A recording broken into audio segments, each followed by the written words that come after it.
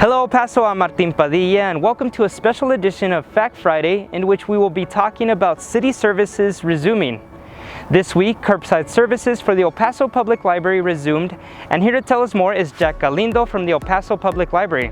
Jack, thank you so much for joining us. Now, curbside services have resumed. Can you briefly tell us what that means? We're going to begin offering curb service once again to our patrons that prefer to check out hardback material or physical library material such as books, DVDs, music CDs, magazines, and that kind of thing.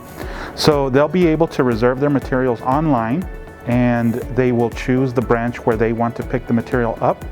And we'll give them a call and let them know when their material is available for pickup. They will go to the branch and we will physically bring the material out to their car, and we will place it either in the back seat or in the trunk of their car. So that is the type of service that we're going to be offering starting, well, actually we've already started this week, and people have really responded well. We have hundreds, even thousands of pieces of material that are already on reserve, and those will be being picked up this week. How can a resident reserve material? Well, what they'll do is they'll go online to our website at elpasolibrary.org.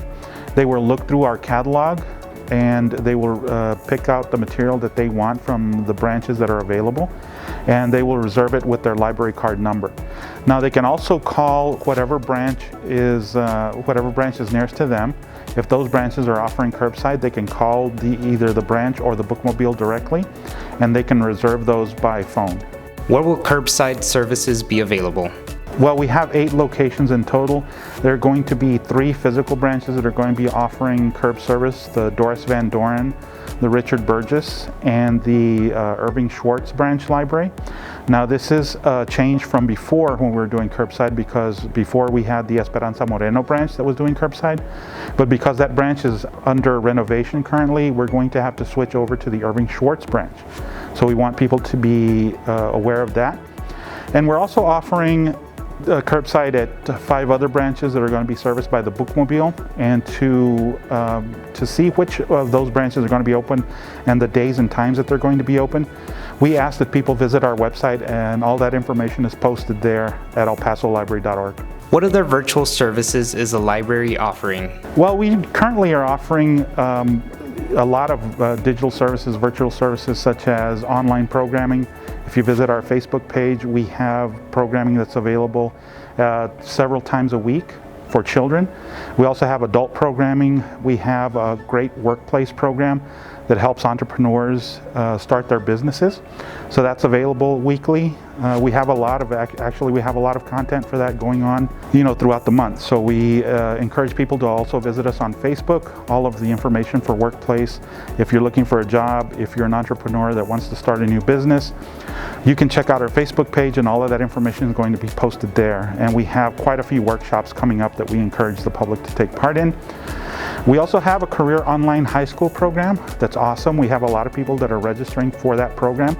We've had 89 graduates, and this program is a high school program for people who, for whatever reason, were not able to finish their high school diploma on time. So if you're 19 years of age or older, this program is for you, and you don't have a high school diploma, you can get one for free by visiting our website at elpasolibrary.org. Where can residents find more information? All of this information is available on our social media pages. We do have a Facebook, Twitter. We also have a YouTube page. So we encourage everyone to visit us on Facebook and Twitter, Instagram as well. But majority of the information that you'll find useful is on our website, elpasolibrary.org. So we encourage everyone to visit us on our library website as well. Is there anything else you'd like to add? Well, we're fortunate that this year, once again, we've been recognized as one of the outstanding libraries in the state of Texas by the Texas Municipal Library Directors Association. And that we were just notified last week that El Paso Library has received that distinction for the 2nd year in a row, and for the 3rd time in the last 4 years. So we're really happy about that. And I want to just encourage people to visit our website and to check out all the services that we have. Not only do we have physical materials, of course we're doing curbside now, but we also have a lot of digital materials that are available, such as books, music. I love this app called Hoopla that we have, because it allows you to check out full albums, music albums, and movies and television shows. So we want everybody to be aware of those and to visit us on our website and check those out. Another city service that will be reopening is the El Paso Zoo. Here to tell us more is Zoo Director Joe Montesano. Joe, thank you so much for joining us. Now, the zoo will be reopening February 10th. What are some of the upcoming changes with the reopening? Sure. Obviously, we are trying, our main priority is the safety of our guests, keepers, and animals here. And so we have put a lot of safety precautions into place for our reopening. The people will have the 6-foot, social distancing markers on the ground for the one place where there is a line getting into the zoo at admissions up there. There'll be temperature checks as well. So anyone with 100-degree or over temperature will be asked to return another day when they're feeling a little bit better. We also have hand washing stations set up throughout the zoo. We are not doing some of the shows and that gathers people. So some of the things that we used to do that gathers a group of people, we are suspending for now. And there's 2 buildings that will be closed as well, the South American Pavilion and the Asia building, just because they're double doors to get in. We have plastic curtains to keep the animals in, so it's a little harder to get into, harder to sanitize. Beyond that, we're having all the restrooms will be open, there'll be food available, the gift shop will have sales outside. We'll be doing extra sanitation, they'll be on a rotation almost, so they're constantly sanitizing the bathrooms and touch places and different things as well. So we've taken all our precautions that we could do. There is part of it that's on the guest though. If a lion roars, everyone rushes to the window to see it. So I mean, that's on the guest. I can't prevent that obviously, but we're doing as much as we can to provide a safe environment for, again, the guests, the animals, and the keepers that take care of them. Will the hours remain the same? We have also modified the hours, which is a very important thing. So we are going to be open Wednesday through Sunday. Wednesday through Friday, we're closing a little bit earlier, so it'll be 9:30 to 3. And then Saturday and Sunday, it is 9:30 to 5, like normal. And so last ticket we sell is an hour before that, but that's kind of been the policy forever. Mondays and Tuesdays we are going to be closed to get us a chance to extra clean, extra sanitize, and do some of the things we can't do while our guests are here.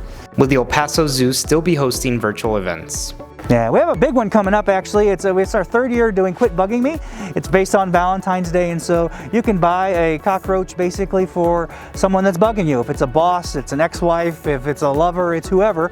And we assign that name to one of the bugs that gets fed out to our animals as a special treat over the Valentine's weekend. So last year, for example, I think we do ask for a donation. It's not mandatory, but we do ask for a donation if you'd like to contribute to help us fund the bugs. But we raised, I think, 20,000. We had 20,000 names submitted, and it was from 91 countries actually, so it's rather a large event that is spread. We actually had a woman call today and order 500 bugs, and she's out of Denver, so she's a love coach and she's going to give them away to her clients, I guess. And so it's spread very well, but again, it's called Quit Bugging Me. There's a link online where you can get all the details and do it on our website, which is elpasozoo.org. What if a resident has a season pass? How are the passes functioning? Yeah, our passes are handled by the Zoological Society, so you could certainly go on their website, which is the Zoological Society, and then check out the details or call them. I'm sure you have the number. But basically, they are extending the memberships because obviously we've been closed for 8 to 10 months now, whatever the dates are. And so they're going to extend your membership. How far and all the specifics, you could check in person when you come after February 10th, or you could certainly call them or look up online what the actual details are. Where can residents find more information? It's 2 websites really. It's our website about the city of El Paso. It's elpasozoo.org, and so that has all the information, all the links you're probably going to need to find most of the information. If you have a membership and have a membership question, I urge you to go to Zoologic. It's the zoosociety.org, their website, and they can answer those for you. Is there anything else you'd like to add?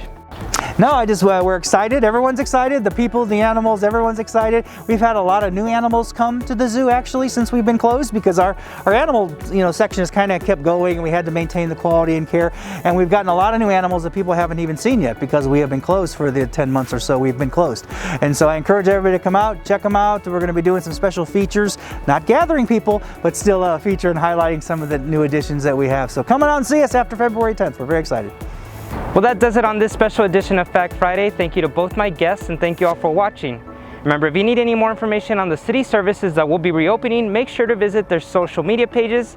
And for anything related to COVID-19, make sure to visit the city social media pages or visit epstrong.org. We'll see you guys on the next Fact Friday.